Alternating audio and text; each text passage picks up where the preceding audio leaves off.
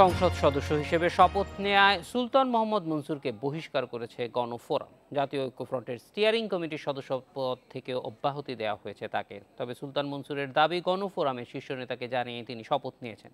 সংসদের স্পিকার শিরিন শারমিন চৌধুরীর কাছে সকালে তিনি শপথ নেন।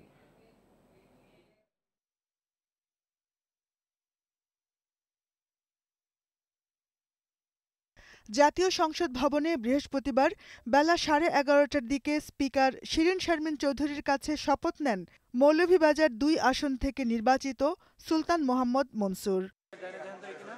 সুলতান মোহাম্মদ মনসুরের দাবি, গণফোরাম সভাপতি ডক্টর কামাল হোসেনকে জানিয়েই তিনি শপথ নিয়েছেন।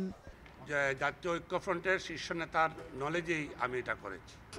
আমার ছাড়া আরও 7 জন আছেন, তাদেরকে আহ্বান জানাবো ভবিষ্যতে তারা যাতে জাতীয় সংসদ সদস্য হিসাবে এসে শপথ নিয়ে সংসদের ভিতরে বাংলাদেশের জনগণের যে দাবি দেওয়া, প্রয়োজনীয় দাবি দেওয়া এবং ন্যায্য দাবি দেওয়া এবং সমস্যা নিয়ে কথা বলেন।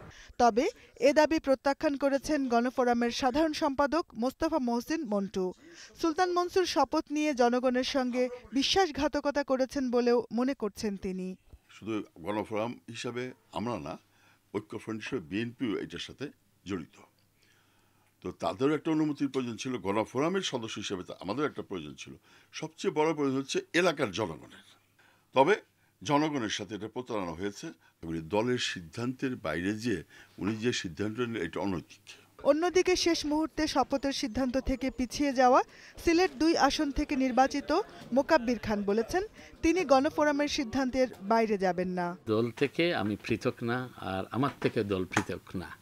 আর আমি এই দলের এই দেখেন যে প্রতীক নিয়ে, এই দলের মনোনয়ন নিয়ে নির্বাচন করেছি। আমি তো কোনো অবস্থাতেই একই দল থেকে বিচ্ছিন্ন হতে পারি না। একাদশ সংসদ নির্বাচনে ঐক্যফ্রন্টের মনোনয়নে বিএনপির ধানের শীষ প্রতীক নিয়ে জয়ী হন সাবেক আওয়ামী লীগ নেতা সুলতান মোহাম্মদ মনসুর। জয় বাংলা, জয় বঙ্গবন্ধু। Jahanara Parvin, Independent News, Dhaka.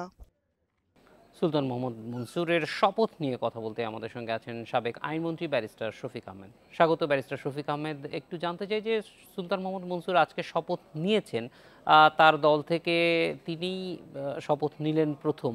ফলে এই যে শপথ নেওয়ার পরে তাকে বহিষ্কার করা হলো, এই রাজনৈতিক সিদ্ধান্তটি কিভাবে দেখছেন প্রথমে সেটি জানতে চাই। আমি বলবো যে মনসুর সাহেব যে সিদ্ধান্ত নিয়েছেন, উনি যে ওত নিয়েছেন আজকে, এটা সঠিক কাজটি করেছেন। কারণ উনি কিন্তু নির্বাচিত হয়েছেন, জনগণ ওনার যে কনস্টিটিউয়েন্সি তারা ভোট দিয়েছে একটা আশা নিয়ে, এবং সেই আশাই পূরণ করতে উনি যাচ্ছেন। তো আমাদের সংবিধানের যে বিধান আছে আর্টিকেল 70-তে, সেখানে উনি যদি নিজে পদত্যাগ করতেন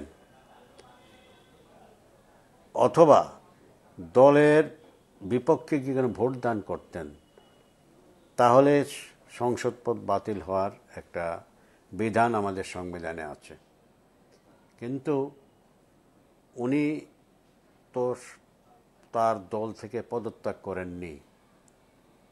কাজে সেই প্রেক্ষিতে আমি বলব সংবিধানের আরও যে বিধানাবলী আছে 67, 60, 69 এবং 70, কোনোটাই ওনার সদস্যপদ যাবে বলে এমন কোনো বিধান নেই। কাজে আমার মতামত হলো উনি ওত নিয়েছেন বা ওতটাও যথাসময় নিয়েছেন। প্রথম অধিবেশন থেকে 90 দিনের মধ্যে ওত না নিলে পরে ওনার সদস্যপদ বাতিল হতো। উনি কিন্তু তার মধ্যে ওত নিয়েছেন এবং ওনার সদস্যপদ থাকবে, এতে কোনো অসুবিধা হবে না। দল থেকে যদি অনেকে বহিষ্কৃত করলেও ওনার সদস্যপদ যাওয়ার কোনো প্রশ্নই ওঠে না, কারণ তিনি নিজে পদত্যাগ করেননি। শফিক আহমেদ, আমরা দেখতে পাচ্ছি যে যেহেতু একদিক থেকে সংবিধানে আপনি যেমনটি বলছিলেন যে ৭০ অনুচ্ছেদে দল থেকে নিজে পদত্যাগ করলে কি হবে সেটা বলা আছে, কিন্তু দল থেকে বহিষ্কার করা হলে কি হবে। ফলে এইটা যেহেতু তার দল এরকম একটি সিদ্ধান্ত নিয়েছে, ফলে এইটি আদালতে যাওয়ার সুযোগ আছে কিনা তার দলের? না, আদালতে তো যে কেউ যাইতে পারে, আদালতের দ্বার তো খোলাই থাকবে।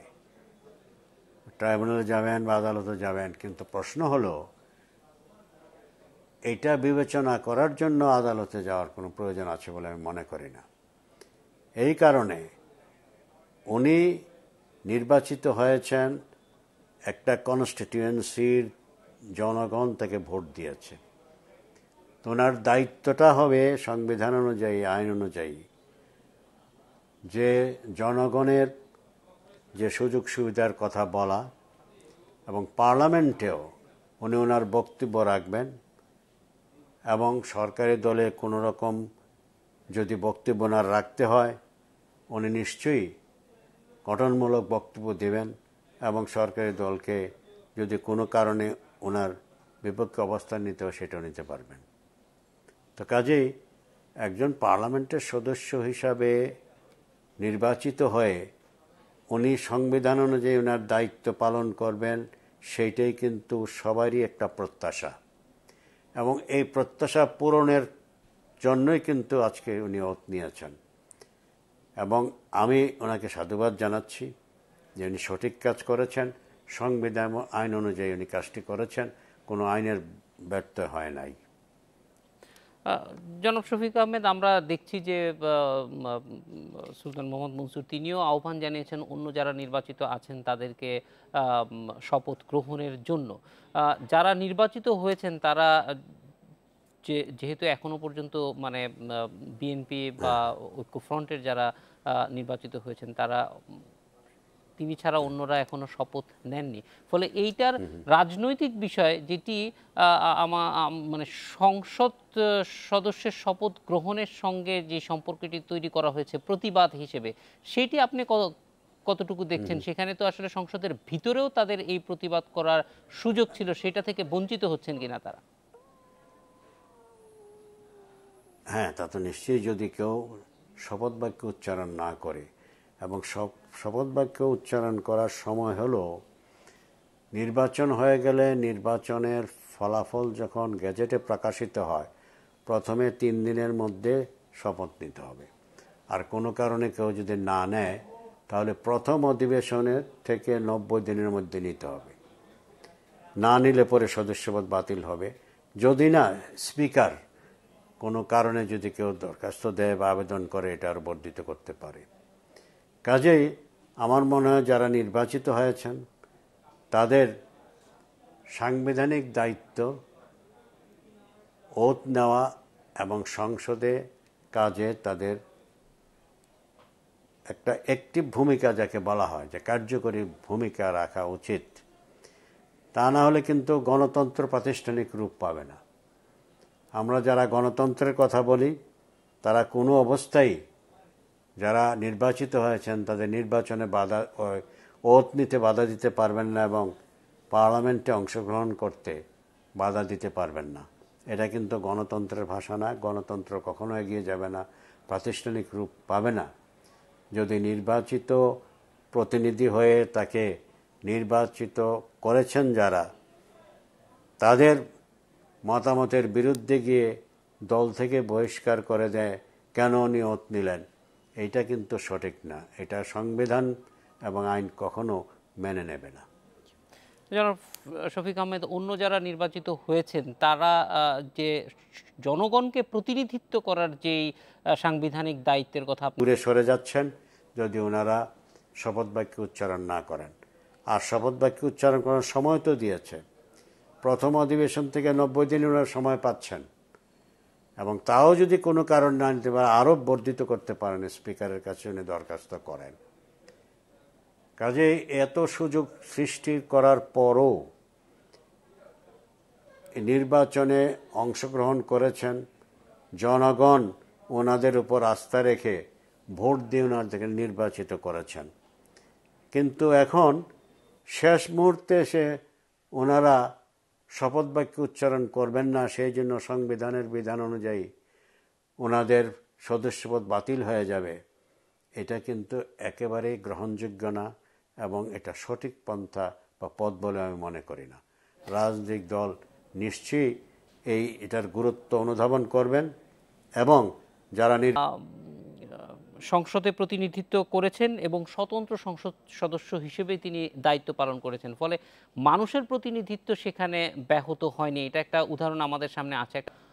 ব্যারিস্টার শফিক আহমেদ, যাওয়ার আগে যেটি জানতে চাচ্ছিলাম যে মানুষের প্রতিনিধিত্ব করা সেটি দলীয় প্রতিনিধিত্বের সঙ্গে মানে কোনটা বেশি গুরুত্বপূর্ণ এবং এক্ষেত্রে মানে কোনটার দিকে জোর দেওয়া বেশি প্রয়োজন?